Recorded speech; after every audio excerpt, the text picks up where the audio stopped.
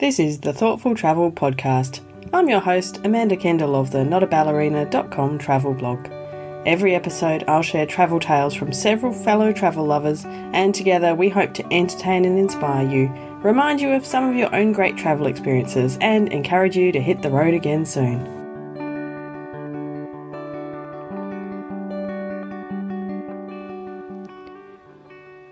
Hello everyone, and welcome to another bonus book club episode of the Thoughtful Travel Podcast. This is the audio from the Thoughtful Travellers Book Club from our February book. And yes, it is a little bit later than February right now, so my apologies for publishing this a little late. I'm just going to plead coronavirus as an excuse. Everything's been a bit all over the place and a bit delayed, but better late than never, as they say. So during February in 2020, we read in the Thoughtful Travellers Book Club Helen Russell's The Year of Living Danishly. To be correct, I reread it because I had already read it before I visited Denmark last year and loved it so much. So I was really pleased when the members of the Thoughtful Travellers Book Club voted on it as our February book.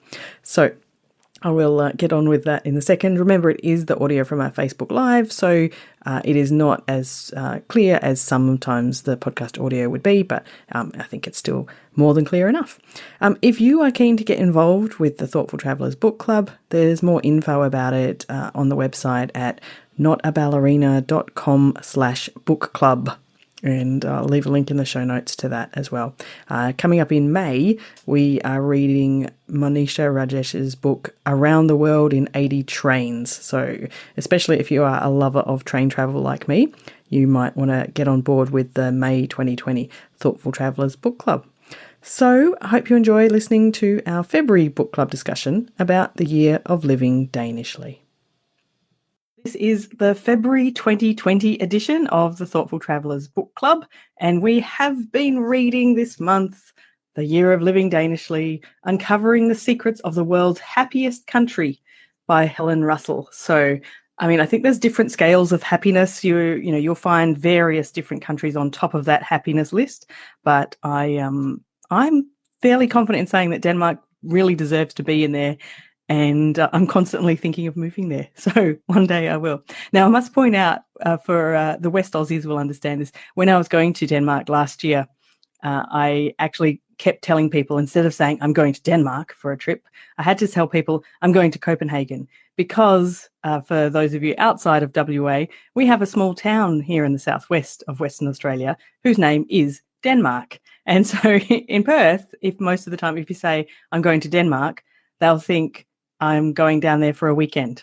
It's quite a different place to the country of Denmark. So that's a funny part of it. So, hi, Laura and Helen coming from Perth, so you'll understand it. Hello, Justin. Justin, I'm very pleased, gave up doing his ironing, or I guess postponed doing his ironing to join us today. I know, Justin, you're joining in from Canberra, so welcome.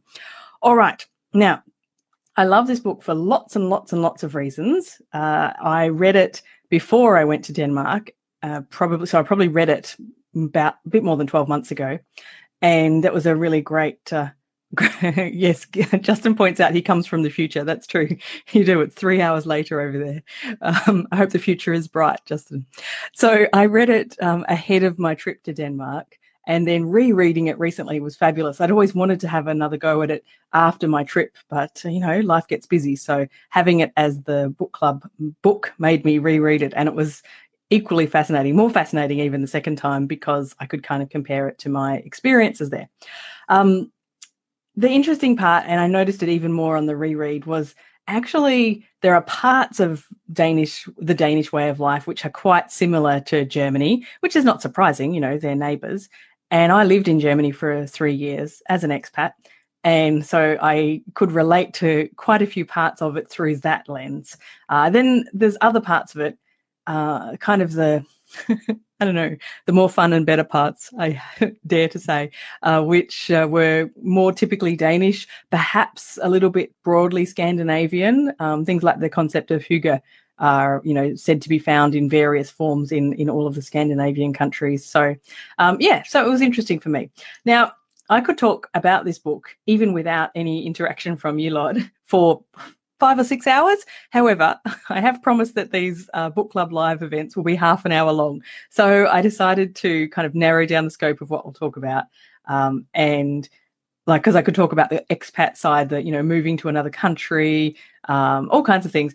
But basically, I'm going to try and focus on the cultural differences. And certainly the cultural differences were some of the main things that came up in the discussions we've already had in the Facebook group about the Year of Living Danishly.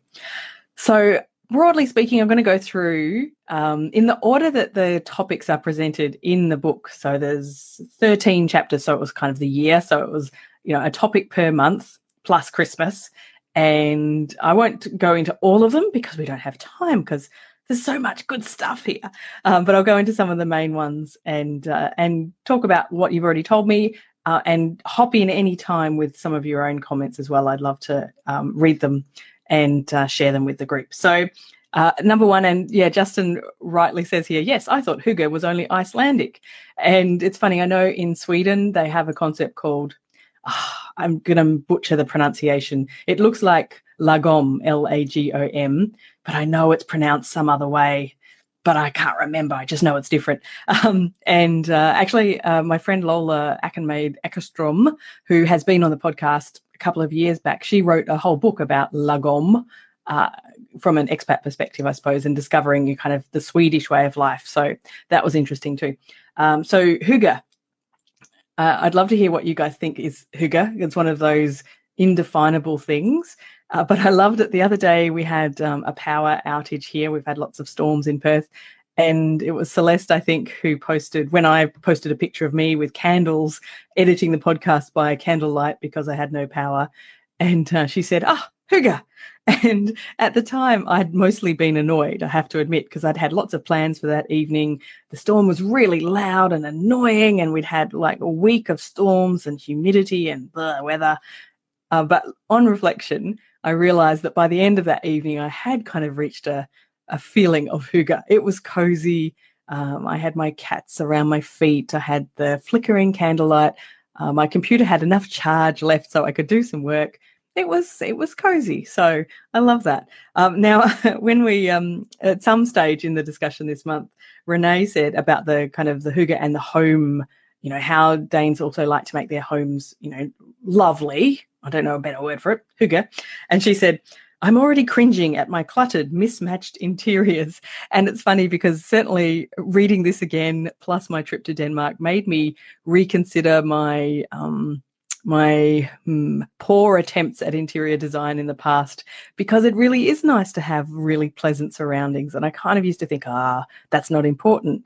But maybe the Danes are right, I think. Certainly I stayed in 3 different Airbnbs in Denmark, and they were one was one where the owner lived half the time, so it was very much, this is exactly what her place looks like all the time. It was lots of little different things. I took lots of pictures actually because it was so beautiful. And the other 2 were kind of, it was a converted basement and an extra room kind of thing. So they were only Airbnb, but even the only Airbnb places had all these little extra touches just to give it that, that nice feel. And I think that's something that lots of places don't do.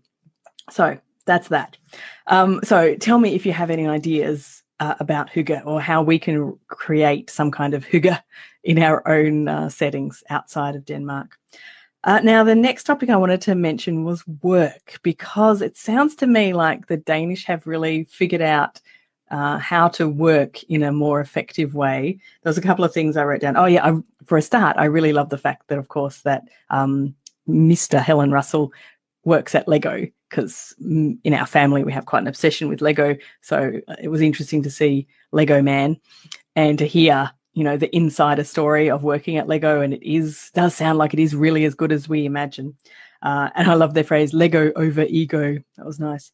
But things like the shorter working hours and, long holiday allowances that people actually take, and all of this stuff, I think a lot of us could learn a lot from it. So I know Justin wrote the phrase that he found and liked is, I'm not important. If I take a break, no one dies. This is a good thing. And Justin wrote to me in the group, when I was a bit of a workaholic many years ago, I worked because I saw myself as irreplaceable. It's not a healthy way to live life. I work to live and not live to work. I think that is very, very important. And similarly, Richie wrote in the group, the work-life balance, and how in Danish culture, they really place such a huge importance of work not being the be-all and end-all. And he said, I particularly liked her notion of how she said in the UK, it was seen as a badge of honour to work late, whereas in Denmark, it's just seen as bad organisation. And I think that is so awesome. And I wish that more of the world could think that way. So if you can't get your work done in time, that's because you're actually not such a good worker. It's not actually a good thing to stay at work for all hours. So, I mean, I'm lucky. I'm self-employed, so I don't have to deal with that. But I've certainly noticed now being self-employed, I know that there are not 9 productive working hours in a day. There are maybe 5 or 6 on the average day that are actually productive. So it's rare that I would work more than 5 or 6 hours in a day. And I still work probably more than full-time. I do the equivalent of more than full-time work. I think in lots of places, there's a lot of standing around not getting much done, or you're just waiting at your desk kind of looking busy because the boss is still there and you can't leave until the boss goes and that kind of thing. So it seems to me like Denmark and probably much of Scandinavia have got that bit sorted out. Right. Tell me if you'd like to work in Denmark. I certainly, if I had to work for an employer again, I think Denmark would be one of the places I would be happy to do it. Now, the next part was there was quite a discussion about animals, which is kind of a weird thing, but it's it cropped up even in my visit there. So Helen Russell wrote about how when it comes to kind of animals and food, there's nothing hidden. People who eat meat, they know exactly where their food comes from. I think that that's something in lots of cultures we kind of try and hide it or try and ignore it or don't think about it too much, and then we don't have to have any kind of moral conundrums or anything. And so that was a good thing. But then there's this whole issue of learning even more about it, and the issue of dissections. Now, I've mentioned this a couple of times just because I remember reading it in the book, and then it happened when I was there, and it just kind of astounded me. So Helen Russell writes about how it's really common at zoos and places like that for there to be dissections. Kids love to see them. There was this case that she talked about, and I don't want to reiterate it because it's kind of horrible. You can read it in the book in the 4th chapter about a giraffe. That's all I'll say. But Erin, who is in the group and has been living in Copenhagen for, I don't know how long now, Erin, maybe 4 years, 5 years. She said that certainly she has had discussions about this giraffe issue, and the Danes that she's chatted to see no issue at all with these public zoo dissections. It's not just they're dissecting a frog like we may have done in science class. They're dissecting maybe a giraffe, and it's really interesting. So I don't know. I still don't know what I think about it. I kind of see their thinking, but I'm not sure I like it. I must say, though, my own experience was I landed in Copenhagen. It was about 9 a.m. on a Sunday morning. And what was the reason? Oh, yeah, we couldn't get into our Airbnb until mid-afternoon. And so we walked from the airport to the aquarium. It's called the Blue Planet. It's a beautiful aquarium, walking distance from the airport, handily. And so I think within the hour of having arrived in Denmark, we were in the aquarium and we saw a dissection. So they announced it, at 10:30 or whatever time it was. There will be a dissection in front of the large tank. And they got this squid and dissected it and had, the microscope there and big screens and a lovely scientist, young scientist who was telling us all about it, and she could speak English as well. So there was a handful of us there who weren't locals, and she would explain it all in Danish and then explain it all in English. I learnt way more about squid than I ever needed to know. And I have to say, the kids there all found it fascinating. So there's something to be said for that. So interesting. Let me just interrupt with a couple of the comments here. Justin says, yes, I want to work at Lego. I think you're not the only one. Certainly Mr. Nine here in this house would love to work at Lego.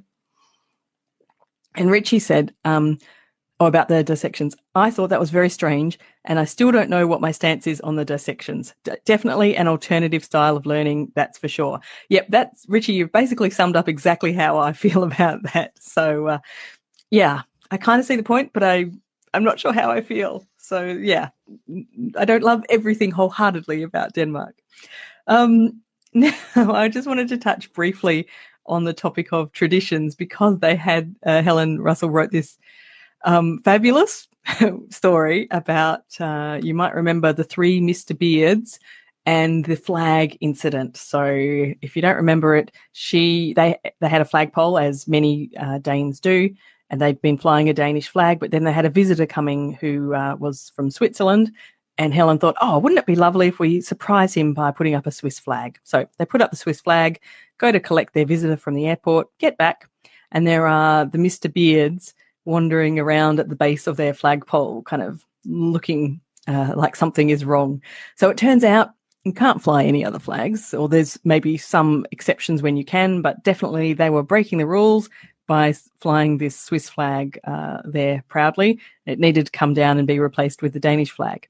But it's more than that. It's that then after they explained this, Helen and family went back home, and then the Mr. Beards came back short time later, and they had gone to the trouble of finding an English translation or translating from somewhere the rules about Danish flags, printed them out, laminated them, and then brought them over to Helen and her husband and their Swiss friend so that there would be no more mistakes with the Danish flag. I loved what Justin said in the group. He said, I never want to grow up and hand a laminated sheet of rules out to my neighbours on any topic. I completely agree. However, I have to admit that when I lived in Germany, I lived in the southwest in quite a conservative area, and I had neighbours who were very much like the Mr. Beards. Unfortunately, I never got laminated messages. Instead, I got anonymous ones in my letterbox. So, for example, famously, I washed my car in the car park of our apartment block, which is not allowed, as many, Germany has a lot of rules. And of course, they knew that I was a foreigner and I had just arrived. But instead of just calmly explaining, or maybe doing them, even the Mr. Beard approach, they wrote kind of mean anonymous letters and put them in my letterbox. So didn't love that either. But yes, Kath says, I love the Mr. Beards, so stern. They're hilarious. All right, now there were some interesting things about gender roles in Denmark. I have to say, on the whole, I think Denmark is a good place to be a woman, better than many places. But I think there was a few weird things going on. Celeste mentioned the witch burning ritual, which is another of those things I'm really not sure about. And Justin mentioned the island where, until as recently as the 1960s, they exiled women who were promiscuous in some way. So this was kind of, so not everything is perfect in the state of Denmark, but I definitely think from what I'd read there and what I've heard and chatted to people about, that women's rights and experiences in Denmark today seem pretty good. Like I read in the book that they've now done away with having a quota on women in Parliament because it's just a complete non-problem now. There are more than enough women in Parliament. It's not seen as something that needs to be promoted in any way. And the thing that I like the most is their good parental leave system. So here in Australia, it's possible to have paternity leave. I think, I don't even know the rules exactly anymore, but there's some provision for it, certainly not paid in the way that it is in Denmark. And it's pretty rare that anyone that makes use of it. However, in Denmark, it seems that it's shared often very evenly between mothers and fathers. When I was there in Copenhagen, I remember seeing many, many men out with their babies and toddlers during, kind of Monday to Friday, 9 to 5 hours. Probably it was around 50-50, certainly in the neighbourhoods I was in. So it seems to me that I'm sure it's not perfect, but it seems to be a lot better than many other places. And I like that. There was a quote in the book a bit later I liked, and it said, it's totally acceptable for a high-flying lawyer, male or female, to say to colleagues at 5 p.m, I need to leave this meeting to go and pick up my kids and make them dinner. It's part of our culture.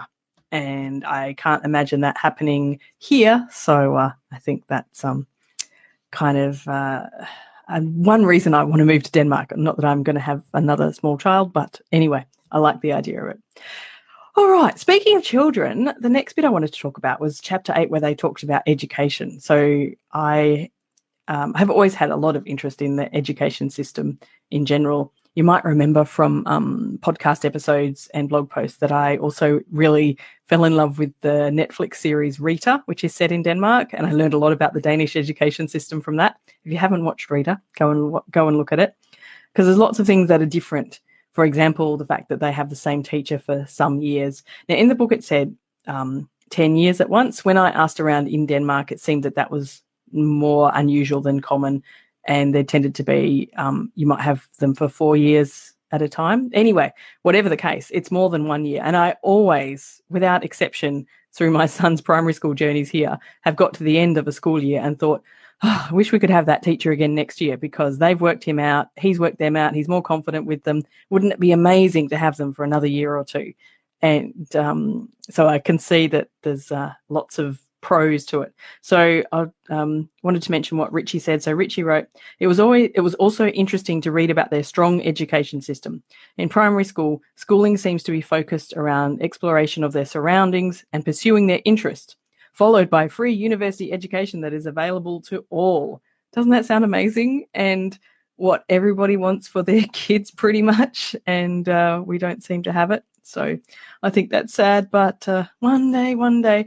I also liked the concept about kids and teachers being seen as equals. So, and I think, there are definitely teachers in other parts of the world who act this way in some respects, even though it's not really so strongly in the culture, but, where like you can respectfully disagree with a teacher and that's encouraged. I mean, in Denmark, they call their teachers by their first name. So it's really, and if you have them for, 3 or 4 years in a row, then you're really going to get to know them very well. Also smaller class size, so you know them very, very well. So it makes sense. But I kind of like that, encouraging kids, because kids are really, often we don't give them enough credit for all the clever things that they think and their ideas. And I feel like a lot of other education systems kind of squash that out of them.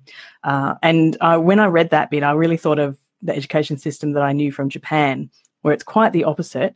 And there's kind of a real big level between the students and the teachers right up here. Trying to get in the video. There we go, right up here. That's such high authority, and the kids have to be ultra respectful. And, I guess that kind of engenders, teachers are always right and you wouldn't question them. And then you don't kind of develop this, more inquisitive nature or more critical thinking and those kind of things. So I guess that concerns me. Now, Justin, what have you got to say here? The school system in Canberra had some similarities. He had the same teachers for high school years 7 to 10, and then separate colleges for years 11 and 12. And you're allowed to use the teacher's first name and have no uniform. Wow, that's awesome. Is that common across much of Canberra? I'm curious to know. And I'm guessing you would say that it worked well, because surely it did. That's really cool. Canberra does a few things differently. I really like Canberra for this reason. Right. Now, I'm supposed to be finishing in 6 minutes. I'm going to get there nearly anyway. And Richie, I saw, yes, you need to look up Rita. Great show. Now, there was, the 9th chapter was kind of about culture and rules and racism and stuff like this.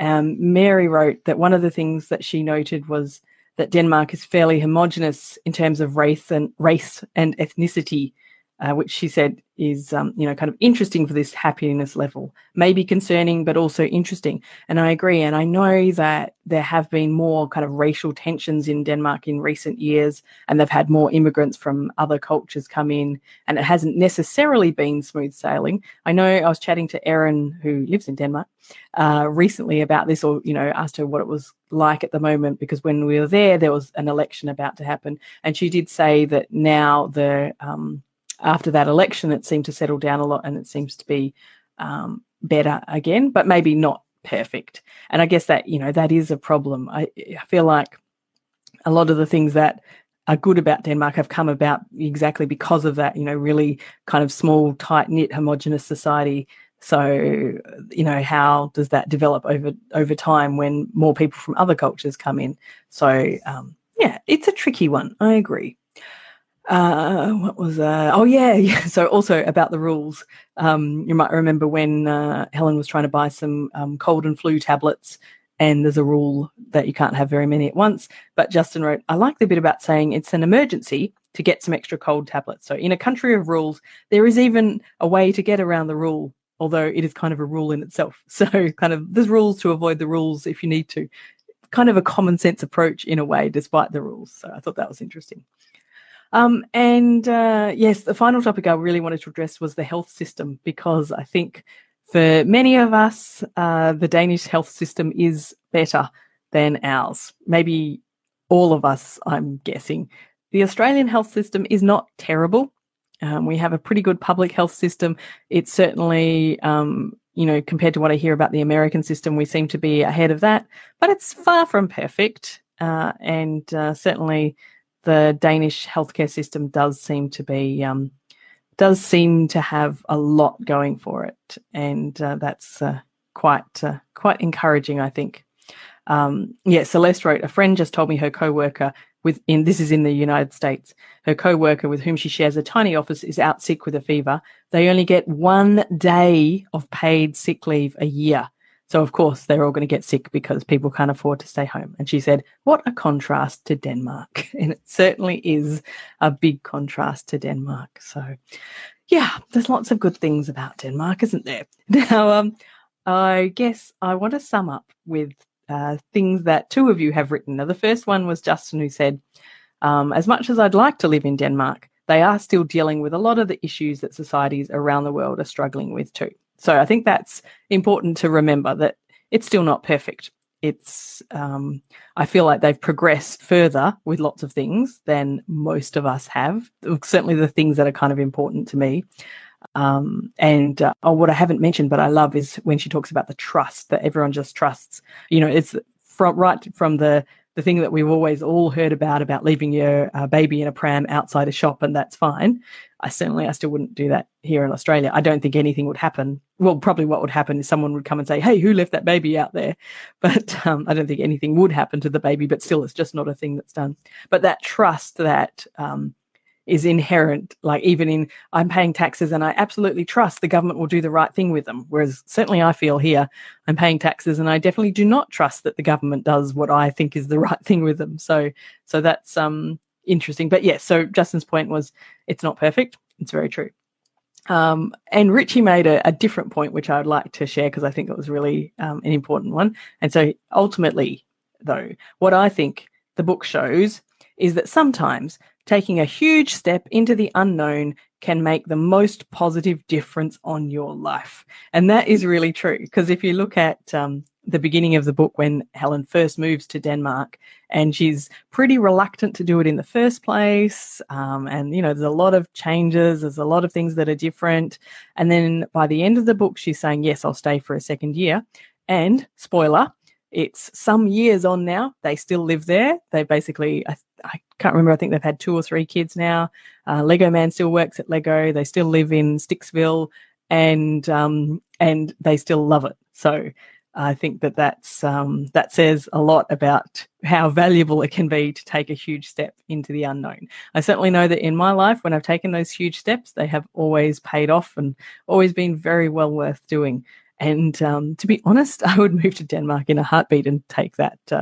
I don't know if it would be a huge step into the unknown. I think I would just love to do it. So I have to say, Mr. Nine has a European passport, and that means he's entitled to their free Danish education and to be paid to do it. So for university. So I told him quite a few times that maybe he should consider going to university in Denmark, and then I could come and visit regularly. So who knows? It's like 10 years down the track. Well, 9, maybe 8 now. I don't know. He keeps getting older. But yeah, so anyway, that is all of the exciting things that I wanted to share about the year of living Danishly. Oh, Justin, I do know where Sticksville actually is, but I've forgotten. I think it's called Velje, Velje. I think so. It's very close to Billund anyway. So Billund is where I stayed just outside Billund as well. Billund is that hub where Lego is. It's amazing because Lego has actually made that into a big important town with an international airport, purely because the Lego company decided not to leave from where, from its origins. They decided, no, we're going to stay here. So I know when I was there, the people there were so grateful for it. Oh, Erin has joined us from Copenhagen. So there we go. Richie says it's near Aarhus, but I think it's closer to Billund, if I remember rightly. Thank you all very much. I think that everyone enjoyed reading The Year of Living Danishly. It was a good read. I thought it was well written and lots of fun. It is. Okay, yes. Erin's put the town there, and I was nearly right. It's maybe Vejle, Vejle. It's kind of like a snile, the pastries. Oh, how did we get through half an hour and I haven't talked about the pastries? Anyway, everything she says about the pastries is true. They're amazing. Oh my goodness. Even like the cheap, nasty looking versions, which are not really cheap, and they're cheap, but not nasty at all, from like Aldi and supermarkets like that. They were incredible. I was really sad when I read in the book, as was Helen Russell, that she should only have 1 or 2 a week. But when I was in Denmark, I had 1 or 2 a day because, I only had a few weeks there. I had to make the most of that. So, So pastries, really good, really good. All right. So thinking forward to the March book, let me just pop it up here. We are talking about Paul Theroux's On the Plain of Snakes, a Mexican journey. So I have never been to Mexico. I nearly went. I was visiting my mother and my stepfather in Southern California. 20 years ago, actually. 20 years ago. And my boyfriend and I really wanted to go down to Mexico for a couple of days. And my stepfather said, it's too dangerous. You're not allowed to go. And I was too young and, too young to say no, or I didn't want to create a big drama. I'm not sure which. But anyway, I've always regretted not going. So I've still never been to Mexico. So I'm really looking forward. As you can see, I've just started this. So I'm a few chapters in and I'm really enjoying it. So I look forward to talking about that next month. And I'm hoping to get lots of useful input from group members who know more about Mexico than I do. So thank you very, very much for joining me for our Year of Living Danishly book club. As we did last time, I'll stay on for to keep chatting and answer some of your questions and stuff that I didn't get to. So feel free to come back and leave questions, or if you're watching afterwards, absolutely add some comments and we can keep the discussion going. So thank you very much, and I will see you next month. Happy reading. Bye.